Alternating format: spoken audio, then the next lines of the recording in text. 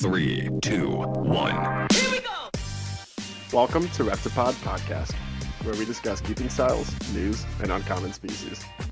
Your hosts for Reptipod Podcast are Kyle from D20 Exotics and Bryce from Prime Exotics, bringing you awesome content about exotics. Welcome back to Reptipod Podcast. Today we are having a special guest on. This is one of Bryce's friends, Dante. Dante, if you want to introduce yourself. Yeah, how's it going, guys? My name is Dante. I'm an alligator wrangler. I've kind of been doing it since I was 10 years old. So, yeah, that's basically it. I am Bryce's friend, and not a very good friend, but I'm just joking. How did you get into alligator wrestling? Yeah, so well, I started working with alligators and crocodiles when I was 10 years old over at Jungle Adventures in Orlando. And I guess I got lucky. One of my best friends, his grandpa, owned the alligator farm right next to it. And they kind of taught me a little bit about working around them, working with them. And then when I was 12 years old, I met this guy who was doing shows at Jungle Adventures. And he kind of just... He saw that I was really, really interested. And, I asked my dad, and my dad was like, as long as you're safe and this guy's safe, then sure. And from there, he taught me, and I did my first show at 12 years old over at Jungle Adventures. So that's kind of how I got started. 12 years old. That is crazy. Yeah, that's awesome. Kyle, how many alligators have you wrangled in your lifetime? About zero. We don't really have a whole lot of gators and crocs in Arizona. You'd be surprised, though. They do turn up occasionally. Mm-hmm. So I did work with a lot of gators and a lot of crocs at one of the sanctuaries I worked at, or I volunteered at. But one thing I definitely do distinctly remember is the crocs always seemed like they had a little edge up when it came to the gators. Like they just always seemed like they had a bigger attitude than the gators always did. Yeah, at the aquarium where me and Dante work, we only got one croc. He's definitely she is definitely a little more aggressive, I would say. Would you say that, Dante? Than the donkey? Yeah, well, so, you know what? I'm going to have to disagree with you. What? I think first of all, I think crocodiles definitely have more aggression and attitude, but I think where we work, because of her situation that she was in, she's still learning how to be aggressive. And I haven't almost been bit by our crocodile, but I've almost been bit by the alligator. So, and you've seen the shows that I do with her. She's not too fond of me. Mm-hmm. You want to give them the story on the crocodile, on how we got her? Yeah, sure. So the place we work, it's a family business. It's owned by, it was started in 1990 by a guy named Scott. And right now his kids run it with him. And the crocodile's name is Fiona. And Fiona was an egg that was found by an alligator trapper. So when he was out collecting alligator eggs. And, he brought it back and it hatched, and he soon realized that it was not an alligator, it was an American crocodile. And instead of getting rid of it, he kept it as a pet. And it was like in a dark shed in a 2-foot Rubbermaid, and he didn't take care of it because he didn't know how to take care of crocodiles. So he kind of just left it alone. And the only time that the crocodile would get sunlight was when he would open the door to feed it. So Paige is the daughter of the guy who owns the animal sanctuary we work at. And Paige went over there one day because she was working with the guy who owned the alligator farm. And she was wanting to work with this crocodile. So he said, sure, whatever, go ahead, just do this and I'll give you your hours. And when she met Fiona, the crocodile, she was about 4 foot long, living in that same 2-foot Rubbermaid, and swim around in all like dirty water, still no light or anything like that. She had scoliosis, clubfoot, a lot of just deformities. It was really, really sad from what I've heard. And even seeing her today, you could tell she had a very, very bad, background. And luckily she survived. And Paige actually decided, she's never worked with crocodiles before, but she was like, I'm going to just convince him to let us keep it. And that's exactly what she did. And then she ended up picking up the crocodile, putting it in the back of her car and driving it to the aquarium without telling her dad and brother. So she just kind of showed up there one day with a crocodile, and they've had her for about 2.5 years, almost 3 years now, and she's doing great. She's growing muscle back and starting to straighten out. She still has a tiny foot on the right-hand side, but I don't know. I kind of like it. Yeah, she's doing a lot better. I mean, I've only been with her for like a year, but in this past year, she's gotten a lot more aggressive. Even though she's not aggressive now, she's gotten a lot more. I don't know. She used to flip over and then be stuck, and you would have to flip her back. And yeah, it was crazy. And you would be surprised with how many people do try to keep gators and crocs as pets. Oh yeah. Without quite realizing what that entails. I mean, we saw it even in Arizona. We see it a lot. And it's crazy. Yeah, actually, so I have my trapper's aid license, so I go out with trappers or by myself to catch wild and nuisance alligators over here.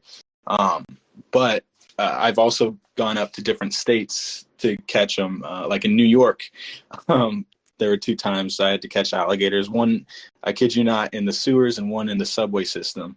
And you could tell that those were both pets that were either flushed down like the toilet or put down the sewer drain and stuff like that. And it's sad because here in Florida, they used to sell baby alligators $1 a pop. And then people would buy them, take them up north to different states. And then, they get too big and they release them.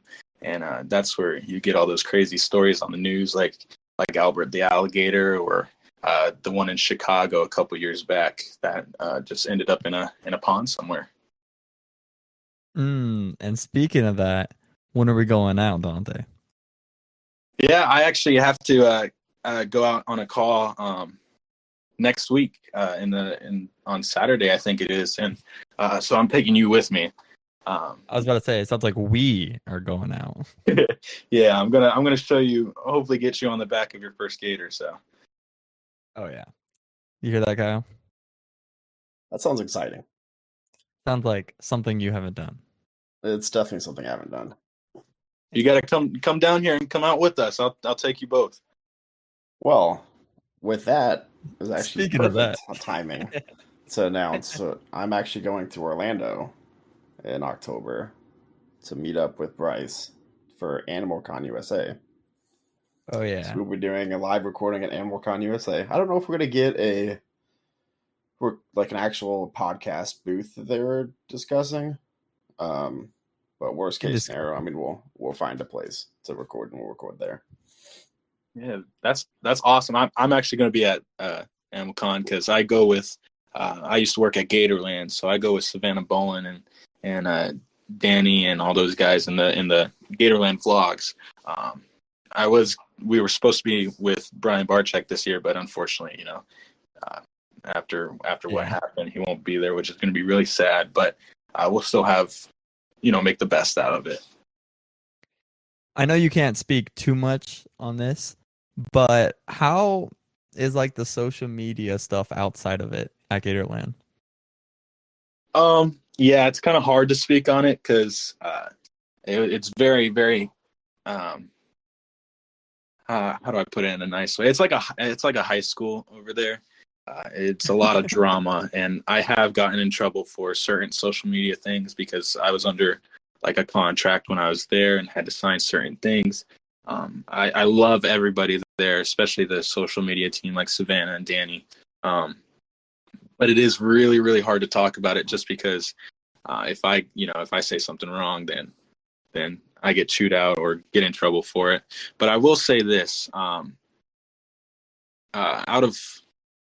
of everybody that I've ever met in social media, especially for the reptile world or animal world, this Savannah is one of my all-time favorites. We became friends and really good friends, but she is super sweet, down to earth. She's a little bit more crazier in her videos and than in person, but she is definitely an awesome character, and she does a lot for the crocodilian world. So that is one thing that I will always admire about her. Yeah, I that's do think we're awesome. planning a visit for Gatorland when we're in Orlando too. Because I mean, we're going to Orlando. Can't not go to Gatorland. Oh yeah. Well, when you guys go, because I'll be there. If you want, I could give you a tour. I still everybody there, they still want me to come back, but I'll give you a tour with hopefully if Savannah's there. If not, the next best thing. One of my mentors, Oscar. He is an amazing person, and one of my closest friends. But yeah, I can give you guys a tour if you wanted to. Sounds great. Oh yeah. I'm all for it. And I seen on their Instagram, this is probably a couple months ago now. I don't know if you saw it, Kyle, but did you see the leucistic alligator that they hatched? I did not. Did you? Because I heard you Let me said, look. Dante, you were there. Yeah, I was. That was all thanks to my other mentor. I have two mentors, but that was all thanks to my mentor Scott. He's an amazing guy. He knows so much about alligators and crocodiles and herpetology for that matter. He was my crocodile mentor, but also my venomous snake mentor. But yeah, he came in there with a plan, and he executed it perfectly from the nesting to the diet that the mom and dad was eating, and to the incubation process. And Gatorland had been trying so long to breed these leucistic babies, and he did this one time, and they hatched, and we were there in the room. It was very confidential. We were not allowed to speak of it for about 2 or 3 months, just in case it did die, because it was at such a high risk. And it was just one of those things that was really, really hard to keep a secret.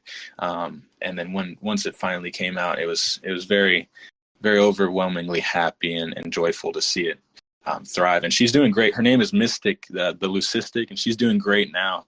She's gonna change, honestly, that kind of leucistic alligator world, because now, since she's a female, and there's no female fully leucistic alligators, so now she can complete the gene pool, and kind of keep breeding them. So she's worth a lot, I will say that. Yeah, that's insane. That's crazy. So Dante, I hear you have experience with venomous. Can you elaborate a little bit on that? Yeah, sure. So, yeah, I do have experience with venomous reptiles.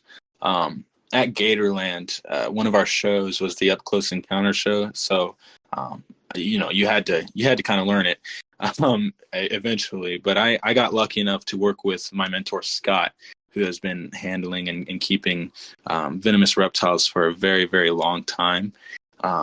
And the ones I worked with over at Gatorland were the Eastern Diamondbacks, Western Diamondbacks, and then the pygmy rattlesnakes and cottonmouths.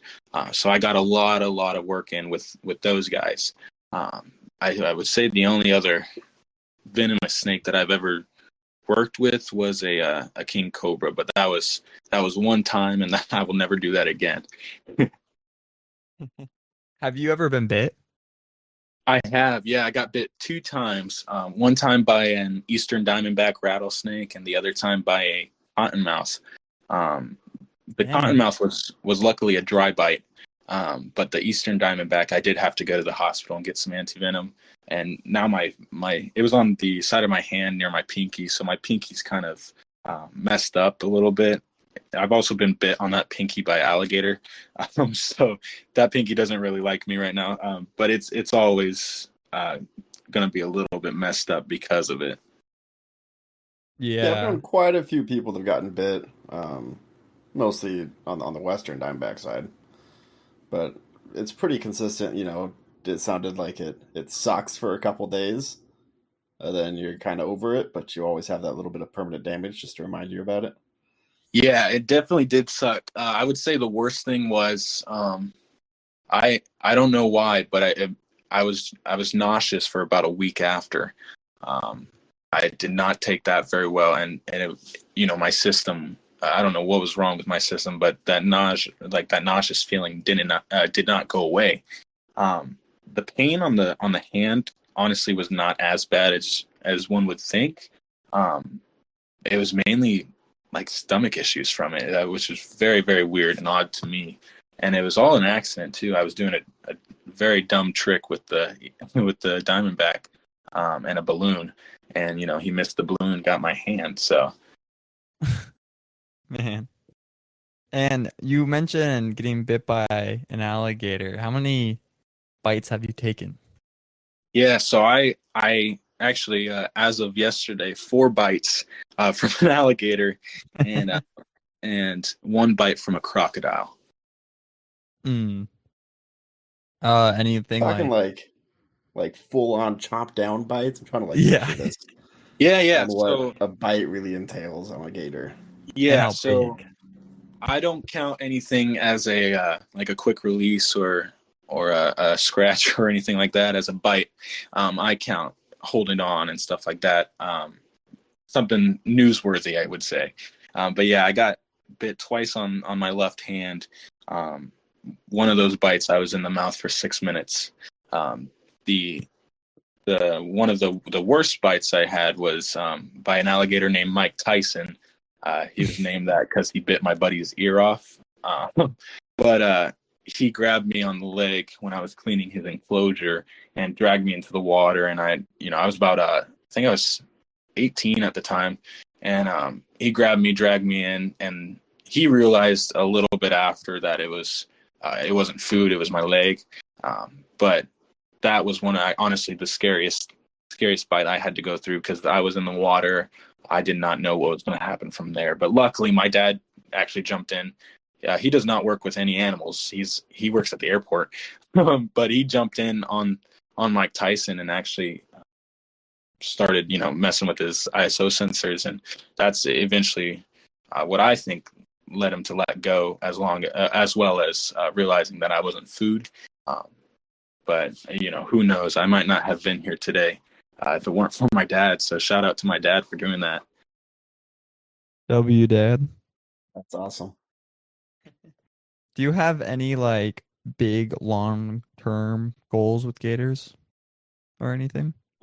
Yeah. So actually, where we work now, I was talking to them about this because they asked me. But one of my main goals growing up was to open up my own alligator sanctuary, so that I could save as many alligators as I could.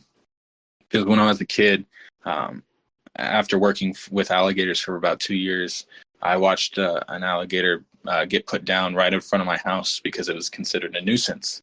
And I hated that. I never wanted to see that happen again. So that was my main goal from that day on, was to kind of make my own place and save as many alligators and crocodiles as I could.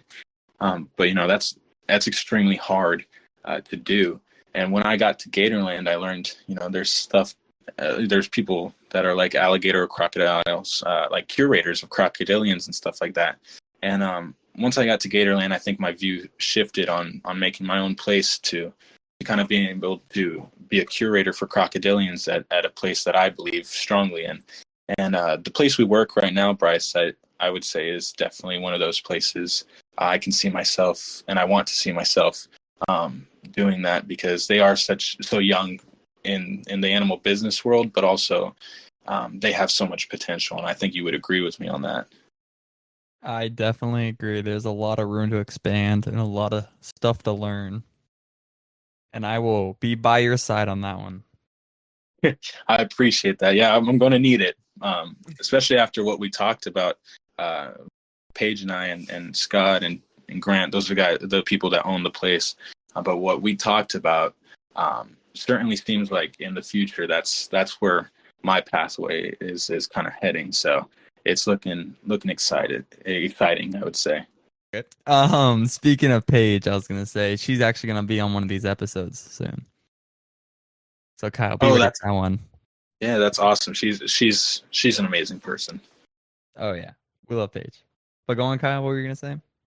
I was just saying, I feel like a lot of what you guys have in Florida with the gator relocations, the nuisance gators, stuff like that, where they're either being put down or relocated, is almost identical to what we have in Arizona. Obviously, minus the size, but we get the rattlesnakes that get into people's backyards, and the difference is the average person isn't necessarily putting down a gator, but the average person here is most definitely picking up a shovel. And so that's why there's a lot of us that do venomous relocations here for a lot of the native rattlesnakes that get found in people's backyards or neighborhoods and stuff like that. So I think that's a pretty... I feel like that's not common in a lot of other states to have things like that. Oh yeah, I agree with that for sure. Especially since Florida has between 1.3 to 2 million alligators, and it's actually free in the state of Florida for an alligator removal. All you have to do is call and say there's a nuisance alligator, and they send a trapper out. The only thing is that there can only be one trapper per county, and there's things like who I am, a trapper's aide. So the trapper kind of decides if he wants to send one of us out and go take the gator. The only issue is there's probably only like 3 trappers in the state of Florida that do a no-kill policy and only relocation, because it doesn't make any money for the trapper in that part. So it is really hard to find those kind of people here. And I don't know about up in Arizona, but do you guys have like certain places that will take like those venomous snakes and reptiles and stuff like that? Or like kind of like a Gatorland, I would say? Kind of, yeah. So native species will relocate just out in the desert, farther from houses. So hopefully they don't make their way back. When it comes to, because you'd be surprised how many times we actually do find venomous that are not native. We've found king cobras. We found mambas. We found a lot. Really? And at one point, there was this big, I don't know if I could say outbreak, but there was a local person that was trafficking venomous species through the state. And so his garage was filled with these 5-gallon buckets full of venomous snakes. That's and the crazy. whole reason he got caught is because a couple of his king cobras got out.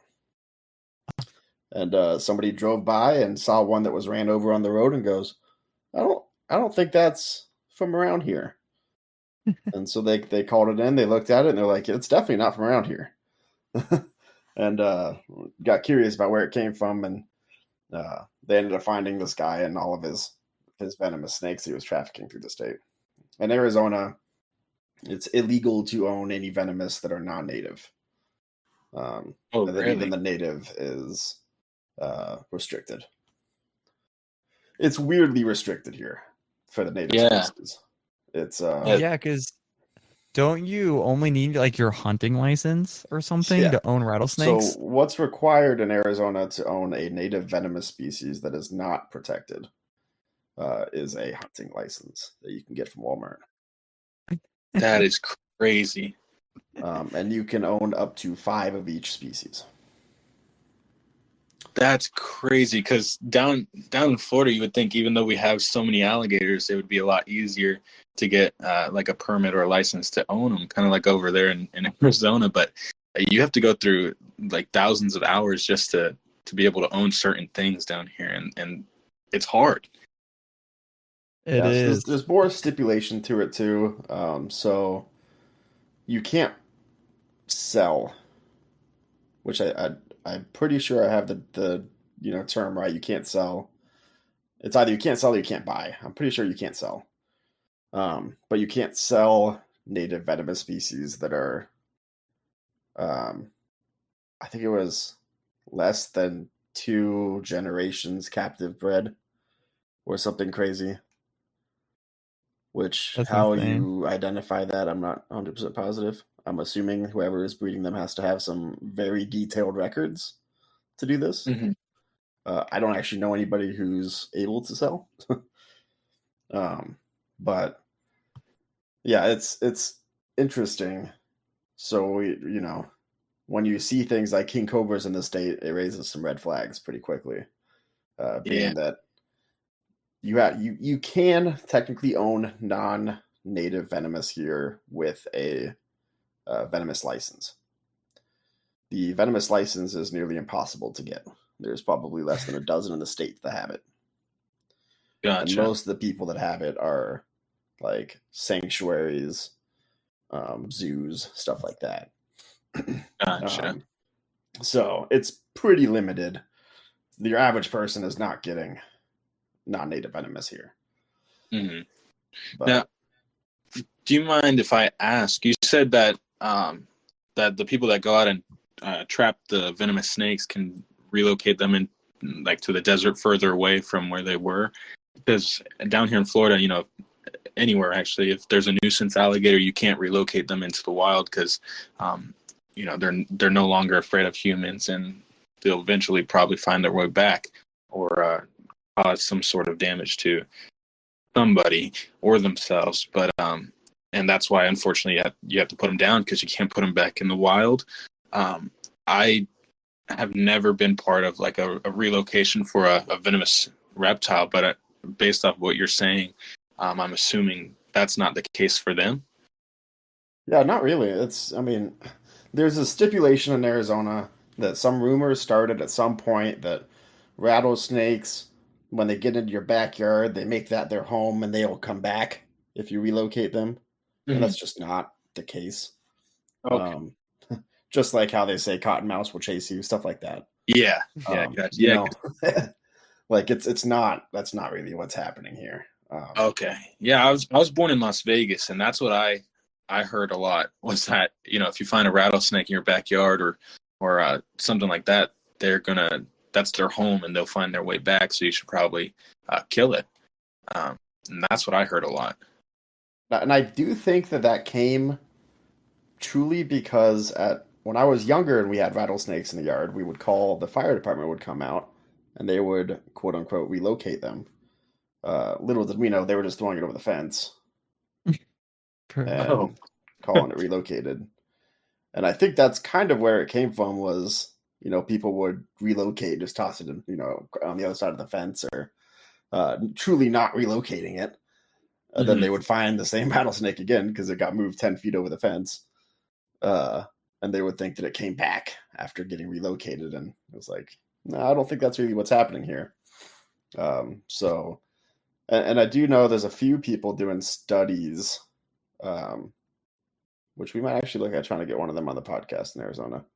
But, and they put tracking chips on rattlesnakes after relocating them to see where they go. And they have found absolutely no evidence that they are going anywhere near back to where they were from. Okay. So I think that was something that we all suspected and kind of knew, but we needed that little scientific evidence to be like, look, it's proven now. Yeah. Like, this isn't happening. But yeah, so we do a lot of venomous relocations. I do a lot of local ones. A lot of the sanctuaries in the area will come out for free and do venomous relocation, no problem.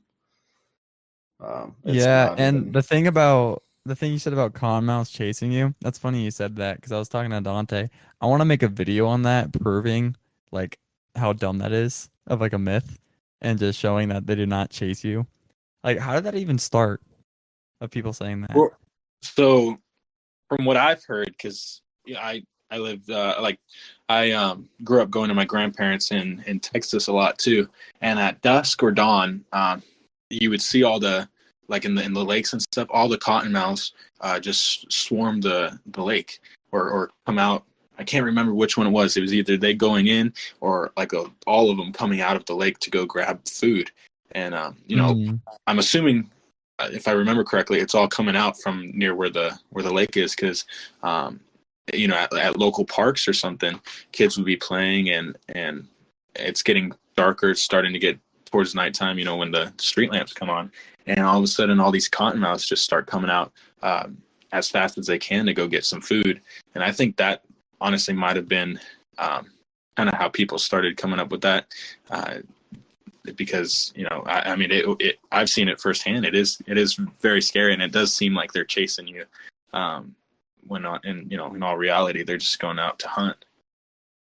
Yeah, because if you say that, I feel like you've seen videos too. Like, I don't know, I've seen a few now where it's like a cottonmouth comes out and the person doesn't move. and it goes like right over their foot and just keeps going. It was like, well, obviously it's not going after me. Like it just came my general direction, and I happen to be in the way, kind of thing. Yeah, and if you're gonna say water moccasins chase you, I feel like you gotta say all snakes chase you then. Because I mean, a cottonmouth, it's not really that much different. Right. I mean, it's not. There's nothing that says this snake should chase you and this one shouldn't. Yeah. This one might be faster than others, but none of them are really chasing you. Yeah. And if you don't run, they can't chase you. Aha.